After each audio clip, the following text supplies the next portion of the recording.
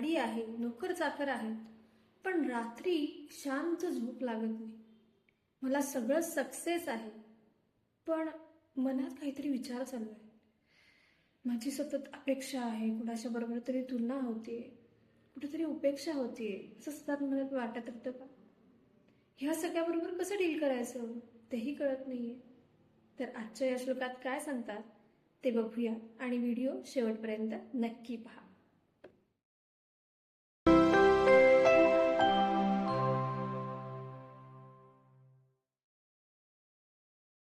नमस्कार मंडळी, मनाचे श्लोक फॉर पर्सनल ग्रोथ हे आपल्या पॉडकास्टमध्ये मी वीणा आपल्या सगळ्यांचं स्वागत करते. आज आपण एका विषयाशी बोलणार आहोत. आपल्याकडे सुख ही एक संकल्पना आहे. मग सुख म्हणजे नक्की काय असतं? पैसा, प्रतिष्ठा, मनःशांती. मग तुम्हाला काय वाटतं? आपण दिवसभर धावतोय, पळतोय, सगळ्या गोष्टी मिळवण्यासाठी धडपड करतोय, पण मनाने सुखी आहोत का? मनाने समाधान आहे का? आता हा आजच्या श्लोकातून आपण बघणार आहोत. आजचा श्लोक काय सांगतो ते बघूयात. आजचा श्लोक आहे, मना पाविजे सर्व ही सुख जेथे, ती अति आदरे ठेविजे लक्ष तेथे, विवेके कुडी कल्पना पालटीजे, मना सज्जना राघवी वस्ती कीजे. याचा अर्थ असा होतो की हे मना, तुला जे जे सुख हवं आहे त्या त्या गोष्टींचा तू नक्की मिळव, ते आदराने मिळव, पण विवेकाने, सदसद विवेक तुझ्याकडे जागा असू दे. आपण त्या गोष्टीकडे किती पळायचं, किती राहायचं ह्याचा विवेक जागा ठेव आणि तुझ्या ह्या साऱ्या सत्सद विवेकाने स्वतःला रामचंद्रांच्या पायी अर्पण कर आणि त्यांची जाण, त्यांची एक आठवण मनामध्ये सदैव राहू दे. आता ह्याच्या भावार्थामध्ये खूप साऱ्या गोष्टी येतात, त्याच्याबद्दल बोलूयात. एक साधा प्रश्न, सुख म्हणजे आहे तरी काय? ते नक्की कुठे मिळतं? असा सुखी माणसाचा सदरा मिळतो का हो कुठे? काहींसाठी सुख म्हणजे चांगली कमाई असेल, काहींसाठी मुलांचं यश असेल, काहींसाठी फिटनेस असेल, काहींसाठी शांत आयुष्य असेल, काहींसाठी वेगवेगळ्या ठिकाणचं ट्रॅव्हल करणं असेल, तिथल्या गोष्टी अनुभवणं असेल, तर काहींसाठी ते अध्यात्मही असू शकतं. म्हणजे आपल्या एक गोष्ट लक्षात येते का की एका व्यक्तीचं सुख हे दुसऱ्या व्यक्तीसारखं नाही आहे. प्रत्येकाची सुखाची संकल्पना, त्याच्यासाठी वाटणारं सुख हे वेगवेगळं आहे.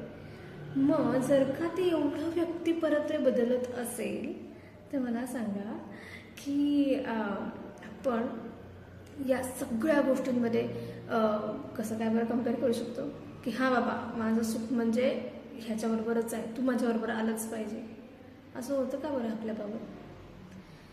जर होत असेल तर आपण खरंच विचार करायची गरज आहे की आपण आपल्या बरोबरच्या व्यक्तीला, म्हणजे कदाचित आपल्या लाईफ पार्टनरला, सुखाच्या कल्पनेसाठी जबरदस्ती करतोय का सुखाच्या कल्पनेमध्ये त्याला काय वाटतं ह्यालाही मत देतोय, तेवढं फ्रीडम देतोय. आता तुम्ही कधी वाळू हातामध्ये पकडायचा प्रयत्न केलाय का? अशी मुठीमध्ये पकडली तर काय होतं? ती एक बाजूने झरून जाते, निघून जाते. कदाचित असं होतं का की सुरुवातीला आपल्या व्यक्तीचं मन राखण्यासाठी आपला पार्टनर असेल, आपले मैत्रीण असतील, जे कोणी ज्यांच्याबरोबर आपल्याला हा आनंद, हे सुख शेअर करायला आवडतं, ते आपल्यासोबत आहेत. पण जेव्हा असे प्रसंग येतात की हां, ह्याच्यामध्ये कन्सिस्टन्सी किती राहणार आहे किंवा काही मतभेद होतात, त्याच्यानंतर सुद्धा ती व्यक्ती सोबत राहिली तर आपल्याला म्हणता येऊ शकतं की हां, तुझ्या सुखाची कन्सेप्ट आणि माझ्या सुखाची कन्सेप्ट ही एकदम बऱ्यापैकी मिळतीच होती. त्यामुळे तुम्ही बघितलं असेल तर बऱ्याचदा आता कपल्सच्या ह्याच्यामध्ये सुद्धा असं बऱ्याचदा दिसतं की दोघांच्याही आवडीनिवडी वेगवेगळ्या आहेत. सुखाची संकल्पना, एखाद्याला स्विमिंग करून, जॉगिंग करून ह्याच्यामध्ये आनंद वाटत असेल तर एखाद्याला निवांत म्युझिक ऐकण्यामध्ये आनंद वाटत असेल. जेवढा तुमचा एकमेकांमधला बॉन्ड छान असेल ना, म्हणजे मित्र म्हणून तुम्ही एकमेकांना पार्टनरमध्ये जेल झालेला असाल तर तुम्ही दोन्ही इक्वली एन्जॉय करायचा प्रयत्न करता, पण जबरदस्ती करत नाही.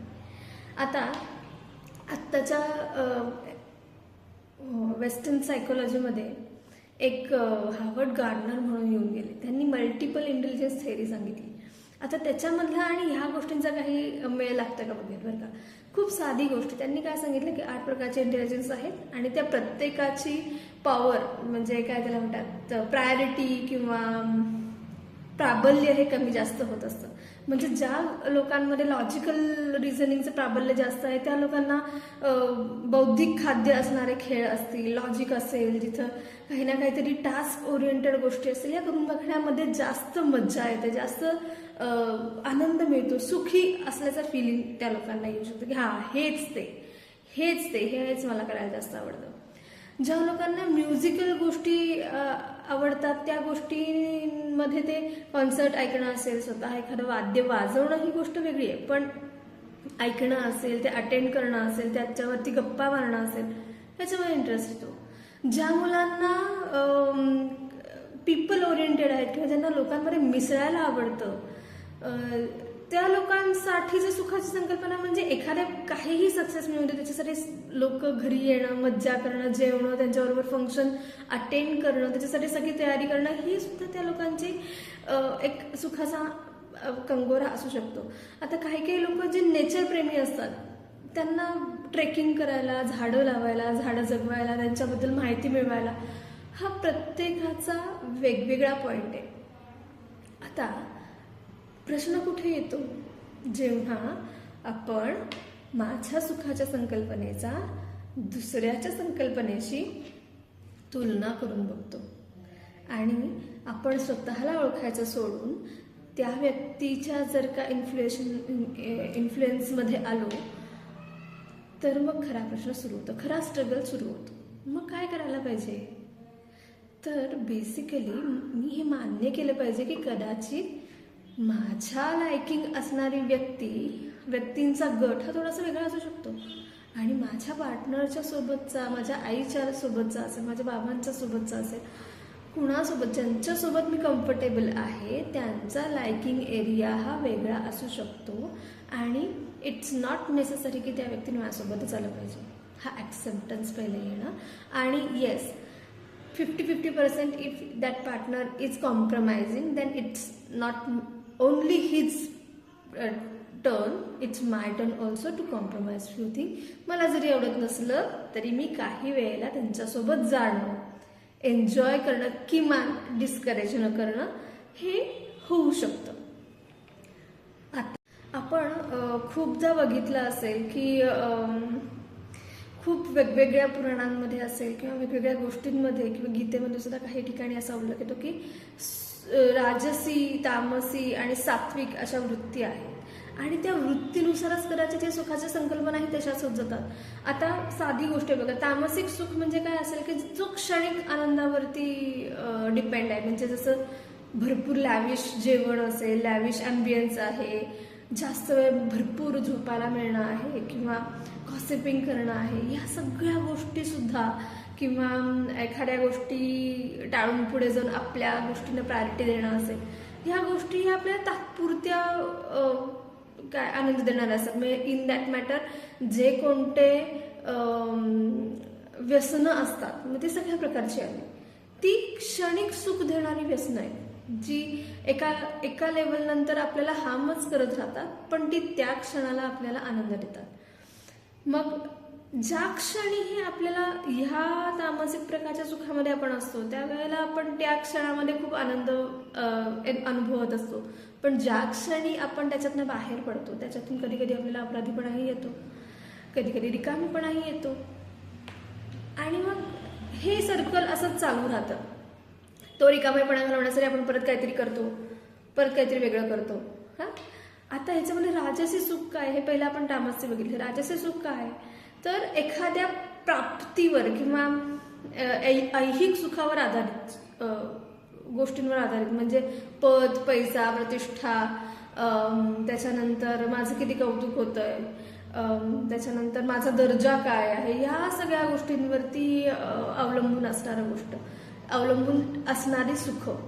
मग आता ह्याच्यात हे वाईट आहे का तर वाईट नाहीच आहे, पण हे बाहेरच्या गोष्टींवरती अवलंबून आहे. जर ते मला मिळालं तर मला सुखी वाटतं. म्हणजे जर काही ह्यांनी मला एखाद्या फंक्शनमध्ये रिस्पेक्ट दिला, मला अयोग्य तो आदर सत्कार केला, तर मला वाटणार आहे चांगलं, किंवा तर ते रिलेशन, हे जे आहे हे जर तरवरती डिपेंड असणारी गोष्ट. म्हणजे बाहेरचं वातावरण जर का बदललं तर मला सुख वाटायचं नाही किंवा आहे, हे ज्याच्यावरनं डिपेंड होतं ते राजसी सुख. आणि सात्विक सुख म्हणजे काय, तर स्वतःशी हे स्वतःच्या स्ट्रेंथवरती असणारं उभं असणारं सुख असतं, की याच्यामध्ये तुम्ही इतरांबरोबर तुलना नाही करते, किंवा त्याने दुसऱ्याने कोणतरी काहीतरी दिल्यावरती मला सुख वाटतं अशातली गोष्ट नाही. तर मी माझं मन शांत असणं, मला समाधान वाटत राहणं एखाद्या गोष्टीबद्दल, किंवा मी जे काम करतो त्याच्याबद्दल मला योग्य तेवढा आत्मविश्वास आणि आत्मसन्मान वाटत राहणं. आणि हे जे सात्विक सुख असतं हे दीर्घकालीन असतं, ते खूप काळासाठी टिकून राहणारं असतं. आणि मूलतः हे स्वतःच्या मूल्यांवरती ठरवलं जाणारं असतं. म्हणजे माझ्या मूल्यांना मी कॉम्प्रोमाइज न करता काही गोष्टी डिसाईड केलेल्या असतात, आणि ते लाईफ लॉंग जाणारी गोष्ट असते. आता या श्लोकामध्ये एक गोष्ट सांगितली बघा, की विवेके कुडी कल्पना पालटीजे. म्हणजे काय बरं, की आपला विवेक आपण जर का जागा ठेवला तर आपल्याला ज्या कल्पना येत आहेत, कल्पना म्हणजे काय, ह्या ज्या सुखाच्या संकल्पना आहेत, मला त्याच्यामध्ये सुख वाटतंय, ह्या आपल्याला बदलता येऊ शकतात. म्हणजे आपल्याला तामसिक सुखाकडून राजसिक सुखाकडे आणि राजसिक सुखाकडून सात्विक सुखाकडे प्रवास करता येऊ शकतो. पण कशाच्या जीवावरती, विवेकाच्या जीवावरती आणि समर्पणाच्या जीवावरती. आता कुणावरती हे समर्पण करा, ह्याच्यामध्ये दुसरी ओळ काय आहे, राघवा वस्ती की जय. राघवा वस्ती की जय. कुठे राघवाने वस्ती करावी, की ह्या प्रवासामध्ये माझ्यासोबत माझ्या मनामध्ये हे रामराया तुम्ही वस्ती करा. ओके. आता जसं तामसिक सुखामध्ये इतरांच्या निंदा टवाळक्या वगैरे ह्या जास्त महत्वाच्या गोष्टी वाटतात, तशाच सात्विक सुखामध्ये स्वतःच्या मूल्यांना आपण महत्व देतो. म्हणजे आपण खूप सेल्फिश होतो का, तर नाही, सेल्फिश होणं असं नाही म्हणता येणार, पण बाकीच्यांच्या गोष्टींना आदर देऊन सुद्धा स्वतःच्या मूल्यांना योग्य तेवढ्या प्रमाणात महत्व देणं, ते आपल्याला राजसी सुख म्हणता येऊ शकतं. आता म्हणजे जर का मी असं म्हणलं की मला तामसिक सुखाकडून राजसी सुखाकडे प्रवास करायचा आहे, तर मी पैसा बिसा सगळं सोडून, माझी सगळी सुख समृद्धी सोडून, किंवा माझ्या ज्या काही अपेक्षेच्या असते प्रत्येकाला, की हा मला एक सर्टन लेवल अमाऊंट मिळाली पाहिजे, माझ्याकडे घर गाडी बंगला असलं पाहिजे, ह्या गोष्टी मिळवायच्याच नाही का, मी डायरेक्ट संन्यास घ्यायचा का, नाही. तर आपण प्रामाणिकपणे विचार केला तर पैसा हवाय का, तर हो, तो गरजेचा तर नक्की आहे. कारण त्याच्याने आपल्याला एक कम्फर्ट झोन मिळतो, सुरक्षितता मिळते, आपल्या गरजा पूर्ण होतात, आपल्याला सन्मानाने राहता येतं. पण पैसा हा एकमेव सुखाचा स्रोत आहे का, किंवा मला मिळणारी लक्झरी ही एकमेव सुखाचा स्रोत आहे का, तर नाही. ते एक साधन आहे, ते एक मेजरमेंट आहे, पण तेच एकमेव मेजरमेंट नाहीये. हे जेवढं आपण आपल्या मनाला सांगू, हे जेवढं आपण विचारपूर्वक विवेकाने घेऊ, तेवढं आपल्याला जेव्हा जेव्हा आपण पैसा मिळवू तेव्हा त्याच्यासोबत तो योग्य ठिकाणी खर्च होतोय ना, त्यांनी आपलं आरोग्य चांगलं राखण्यासाठी, आपल्या घर परिवाराचं आरोग्य चांगलं राहण्यासाठी, आपली नाती, आपली मूल्य जपण्यासाठी उपयोग होतोय ना, ह्याचा आपण विचार करू आणि त्या गोष्टींसाठी आपण त्याचा जास्तीत जास्त वापर करायचा प्रयत्न करू. त्यामुळे पैसा हा महत्वाचाच आहे, पण तो आपण कोणत्या हेतूनी, कोणत्या कारणासाठी वापरतो त्याच्यानुसार आपण हे म्हणू शकतो की माझं सुख कोणत्या प्रकारचं आहे. आता ह्या सगळ्यामध्ये अजून एक महत्वाची गोष्ट काय येते, की हे जे आपण आधीपासून बोलतोय की ही महत्वाची गोष्ट आहे, की हे ऍक्सेप्ट होणं, की माझ्यापेक्षा माझ्यासोबत असणाऱ्या व्यक्ती, मग माझी मुलं असतील, बायको असतील, सासू सासरे असतील, नवरा असेल, आई वडील असतील, भावंड असतील, माझे मित्रमैत्रिणी असतील, माझे कलिग्स असतील, कोणीही, ही वेगळी आहेत आणि ती वेगळी ही त्याच्या काही सर्टन पॅरामीटर्समुळे आहेत आणि ते मला ऍक्सेप्टेबल आहे. जरी ते माझ्यासोबत काही वेळ हँगआउट करतायत, काही वेळ घालवत आहेत, अगदी लाईफ पार्टनर जरी असला तरी त्याच्या काही त्याला आनंद देणाऱ्या गोष्टी, त्याला सुख वाटणाऱ्या गोष्टी कदाचित वेगळ्या असू शकतात. And it's okay to have that, but making the boundaries clear. की मान्य आहे तुला ह्या 4 गोष्टी खूप आवडतात, अर्थात त्या जर का व्यसन किंवा ह्यासारख्या गोष्टी असतील तर obviously you have to think about it की तुम्ही त्याच्यामध्ये सोबत असणार आहात का नाही. बट बाकीच्या त्या गोष्टी सोडता जर का असं असेल की हां काही गोष्टी अशा आहेत की ज्या चांगल्या आहेत, राजस्थानमधल्या असतील, पैसा मिळवणं असेल, पदप्रतिष्ठा मिळवणं असेल, त्याच्यासाठी धडपड करणं असेल, तर तुम्ही त्यांच्या त्या पॅशनला, त्यांच्याबरोबर सुखामध्ये किती काळापर्यंत उभे राहणार आहात. ह्या गोष्टींची बाउंड्रीज सेट असणं आणि त्याच्याबद्दल स्पष्टता ठेवणं हे गरजेचं आहे.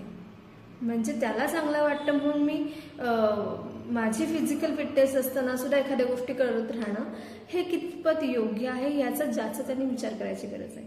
कारण की जर का या बाउंड्रीज सेट केल्या गेल्या नाहीत तर आपण दुसऱ्यांसाठी करतोय किंवा दुसऱ्यांचं करताना त्रागा करतोय, चिडचिड करतोय, वैतागतोय, त्याला काही बोल लावतोय, तर खरंच त्या गोष्टीचा, खरंच त्या करण्याचा कितपत फायदा होतो ह्याचा विचार करायची गरज आहे. जर का आपल्याला त्या सिच्युएशनला रिस्पॉन्ड करायचा असेल, त्याला प्रतिसाद द्यायचा असेल, तर आपल्याला ह्या गोष्टीचा विचार करणं गरजेचं आहे की आपण त्या गोष्टीला किती प्रमाणात एंटर करू देणार आहोत. आणि जर का आपल्याकडे ही गोष्ट क्लिअर असेल की हां मी याला 50% एंटरन्स देणार आहे आणि त्याच्यानंतर जर का गोष्ट आली तर मी त्या व्यक्तीला ती गोष्ट स्पष्टपणे सांगणार आहे की नाही आता माझी कपॅसिटी संपली आहे, आता you carry on with it, आता मी नाही थांबू शकत. मग हे सगळ्या नात्यांमध्ये ही क्लिअरिटी आपल्याला असणं गरजेचं आहे. आता हे आपल्याला रूडली पण सांगता येतं आणि हे चांगल्या शब्दात असर्टिव्हली पण सांगता येतं. आता रूडली सांगितल्यावरती काय होईल, ऑब्व्हियसली रिलेशन्स खराब होत जातील.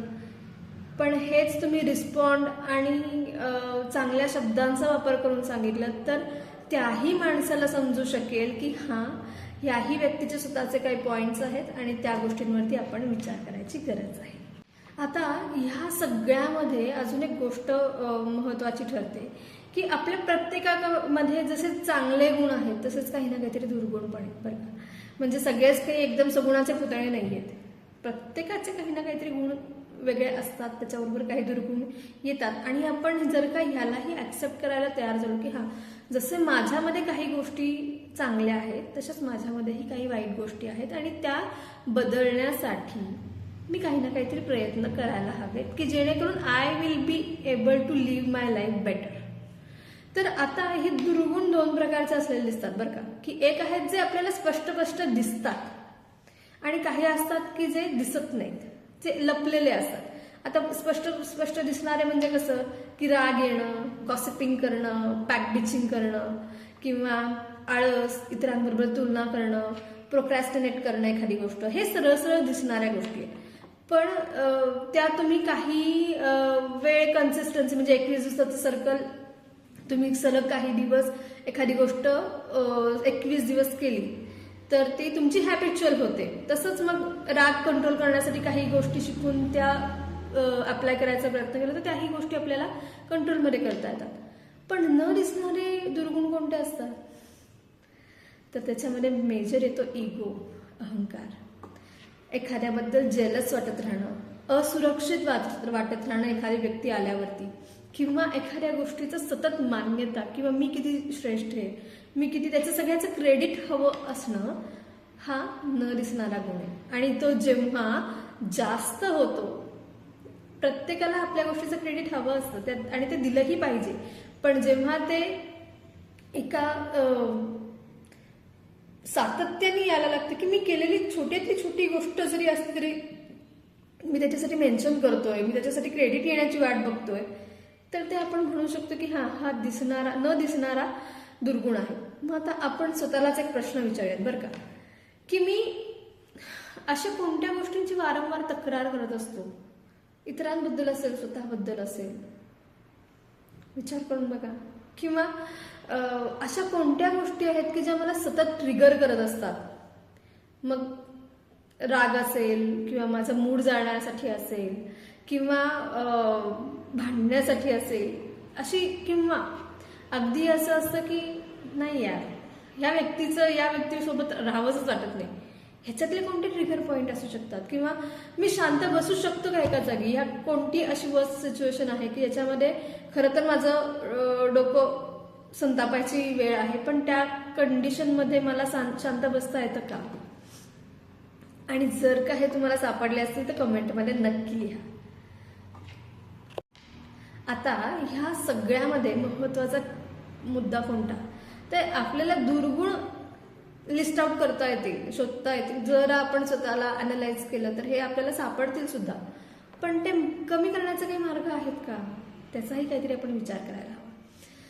तर जसं मी म्हणलं की रोज रात्री झोपताना आपण दिवसभरामध्ये काय काय वागलो, कसं कसं वागलो, कोणत्या भावना आपल्या मनामध्ये येऊन गेल्या, सकारात्मक असतील किंवा नकारात्मक असतील, ज्या काही असतील त्या आपल्याला तटस्थपणे बघणं, याला आत्मपरीक्षण करणं की हा ह्या 4 गोष्टी yes these are positive, yes these are negative, ह्या गोष्टींमध्ये मी अजून बेटर करू शकलो असतो, आणि these are the very bad things which I did today. ज्या गोष्टी चांगल्या केल्या त्याच्यासाठी स्वतःला शाबासकी देणं असेल, किंवा ज्या ज्या लोकांनी त्याच्यासाठी आपल्याला मदत केली त्यांना किमान आपण ग्रॅटिट्यूड पे करणं असेल की हां आज ह्या माणसामुळे, ह्या 4 व्यक्तींच्या एफर्ट्समुळे मला ह्या गोष्टी सहजतेने मिळू शकल्या, सहजतेने करू शकल्या. सो सेईंग ग्रॅटिट्यूड और keeping that gratitude in mind and then sleeping over that, म्हणजे झोपायला जाणं असेल किंवा या सगळ्या गोष्टी असेल, मन शांत करणारी एखादी प्रार्थना ऐकणं असेल, ओंकार करणं असेल, किंवा हे आत्मपरीक्षण झाल्यानंतर सुद्धा ज्या गोष्टींच्या चुका आपल्या बाबतीत झाल्या त्याच्यासाठी स्वतःला माफ करणं असेल की सेईंग सॉरी, की येस ह्या गोष्टी माझ्याकडनं झाल्या, I am sorry for it, आणि उद्याला मी ह्या होणार नाही ह्याच्यासाठी मी काळजी घेईन. किंवा माझ्याकडनं कोणी आज दुखावलं गेलंय ते जेव्हा तुम्हाला आत्मपरीक्षण करताना सापडेल की हां आज मी ह्याच्याशी जरा रूडच बोललो, ते नको होतं बोलायला, I suppose to say sorry.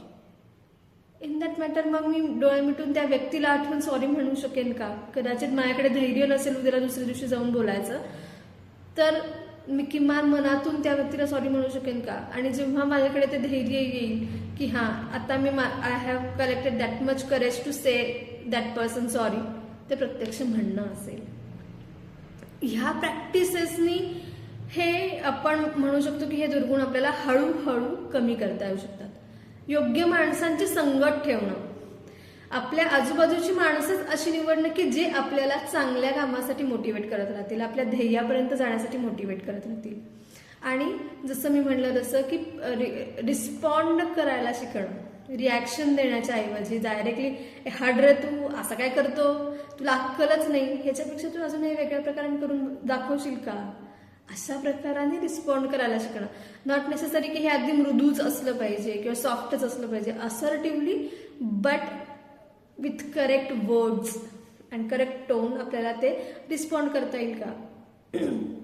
आणि नंतरचा महत्वाचा मुद्दा की आपण सतत जी आपली एक मनामध्ये कंपॅरिझन चालू असते की अरे बापरे ह्याच्याकडे हे आलं, हां आपण पण विचार करायला पाहिजे बरं का, हे मॉरिशसला गेले ते वाटतं, आपण कधी जाणार, कधी आपल्याला मिळणार, हां मग आपण यावेळी जाऊयात. ही जी मनातली तुलना, एखादी गोष्ट प्रोग्रेसिव्ह गोष्टीमध्ये असणं आणि ते आपल्याला करावीशी वाटणं it's not a wrong thing.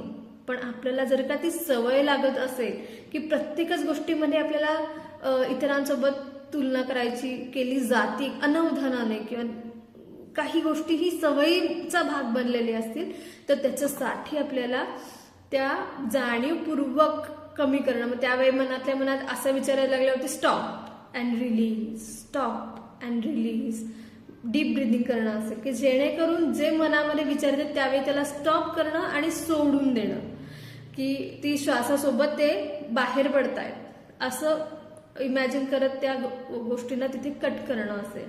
आणि ह्या प्रॅक्टिस नंतर हे कदाचित आपल्याला सवयीचं होत जातं.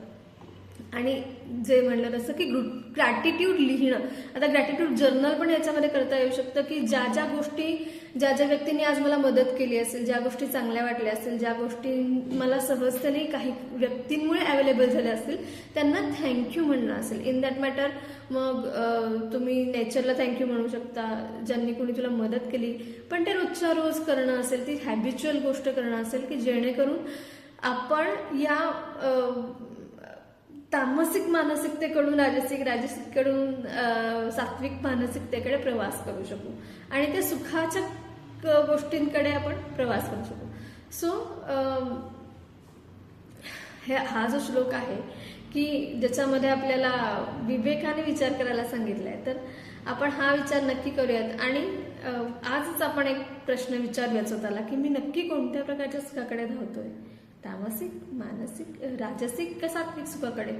आणि आजच्या अख्ख्या पॉडकास्ट मधला कोणता भाग असा वाटला की हा माझ्याशी रिलेट होतो आणि तुम्ही कोणत्या प्रकारच्या विचारांमध्ये बऱ्याचदा अडकून राहता की तुमच्या दृष्टीने तुमचा दुर्गुण काय आहे, हेही कमेंटमध्ये लिहायला नक्की विसरू नका. तर आजचा भाग तुम्हाला आवडला असेल तर लाईक करा, शेअर करा, सबस्क्राईब करा आणि इतरांपर्यंत पोहोचवायला विसरू नका. तोपर्यंत जय जय रघुवीर समर्थ.